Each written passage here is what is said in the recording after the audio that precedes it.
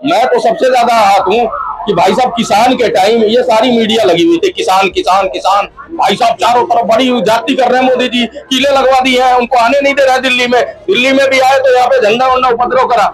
वही किसान जो पंजाब से बार बार उठा के लाके बॉर्डरों पे पटका जा रहा था, उसको एसी लगवा रहे थे। वाईफाई यही केजरीवाल इनका विधायक उनके साथ सोता था।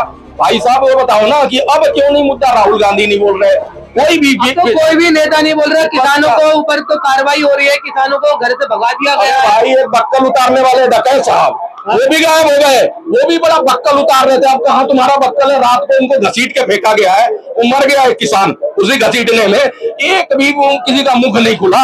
भाई साहब ये चैंपियन बन रहे थे किसानों का, अन्नदाता है वो, अन्नदाता अब नहीं है। जब तुमने घसीट के रातों रात उनको फेंका है, उनको डिटेन करके जेल में डाल रहा है, तो वही कह रहा हूँ ना। ये लग रहा है ये सारा किसानों का मुद्दा क्या दिल्ली चुनाव के लिए था और ये लोकसभा चुनाव के लिए था? हरियाणा चुनाव के लिए था। हरियाणा अगर ये जीत जाते, त्रासदी मच जाती दिल्ली में। इन्होंने हरियाणा पे बनाया, हरियाणा में संभावना थी, लेकिन इनके 22 नेता तो खुद आप मुख्यमंत्री के लिए लड़ रहे थे।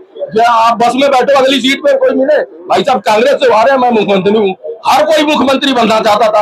आपस की लड़ाई पंजाब के अंदर ये नशा के ऊपर भी अब कार्रवाई हो रही है 3 साल बाद, किसानों के लिए आप किस प्रकार देखते हो? रेत माफिया डबल हो गया वहाँ, अब इनको सूझ आई है, पता नहीं क्या कर रहे हैं। अभी 3 साल तक तो कोई वहाँ पे नशाखोरी बढ़ गई कि उल्टा हर काम वहाँ बढ़ गया।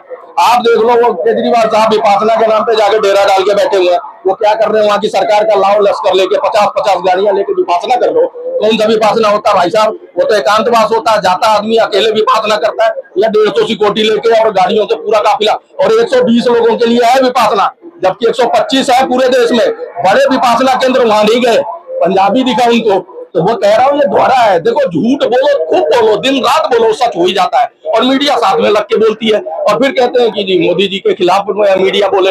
मनीष सिसोदिया जी भी पंजाब का दौरा कर रहे हैं, स्कूलों में गए हैं। क्या लग रहा है आपको मनीष सिसोदिया जी क्या आने वाले समय में पंजाब की सरकार क्या आम आदमी पार्टी की बनेगी, या कोई भाजपा या कांग्रेस? आप देखते जाओ, रामलीला इनके पास है ही क्या? एक स्टेट है, उसको एटीएम बना रहे हैं, वहां से निकाल रहे हैं। अभी देख लेना वो भी कंगला हो ही गया है। सबसे समृद्ध रास्ता देश का, सबसे समृद्ध वहाँ के किसान थे, उनको इतनी रैली कराई, इतनी धरने दिलवाए इन्होंने कि उनके भी मतलब उनकी भी इमेज खराब करके इन्होंने मिट्टी पलित कर दी और बाद में घसीट के जेल में डाल दिया।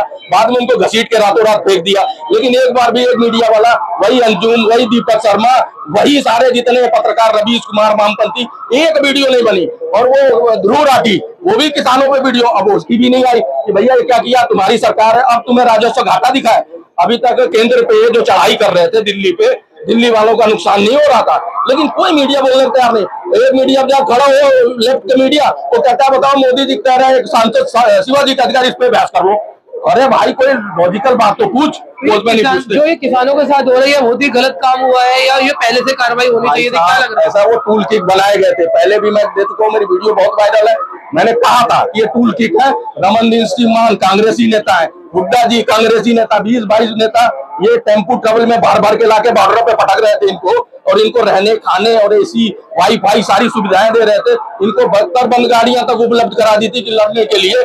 इन्होंने सोचा था हरियाणा जीत गए ना, तो हरियाणा रास्ता दिल्ली जाने के लिए बहुत क्लियर है, लेकिन हरियाणा जनता ने तो जिताया नहीं। पहलवान और कहते हैं ना, जो 3 चीजों पे खेल रहे थे, वही उन्होंने इनकी दुकानदारी बंद कर दी, वहां से समेट दिया। अब ये राज्यपाल है, दिल्ली भी चले गए।